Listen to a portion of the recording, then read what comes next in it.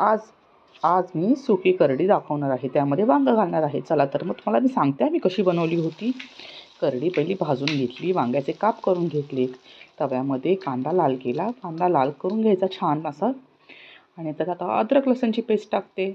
तुम्हाला माहिती आहे अद्रक लसूणच्या पेस्टने चव खूप छान लागते बरं का भाजीला. आता मग अद्रक लसूण पेस्ट छान परतवून घेते.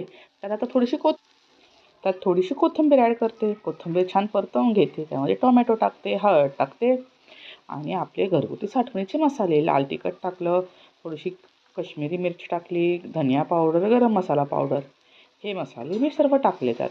आता मी छान तेल सुटेपर्यंत बरं का परतवून घेणार आहे. तुम्ही पण असं तेल सुटेपर्यंत परतवून घेतलं ना की मसाले छान भाजले जातात आणि भाजीला चवही छान लागते. तुम्ही बघू शकता मी छान मसाले परतवून घेतलेले आहेत. आता मी ह्याच्यामध्ये वांगी आणि करडी ही छान स्वच्छ धुवून टाकणार आहे. तुम्ही बघा छान असं मिक्स करून घ्यायचं. चवीनुसार मीठ टाकायचं, कोकम टाकलं, पाणी टाकलं, कोथिंबीर टाकली आणि छान शिजवून घेतली.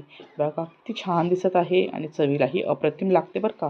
तुम्ही एकदा नक्की करून पहा आणि कमेंटमध्ये मला सांगा कशी झाली होती भाजी. Thank you for watching.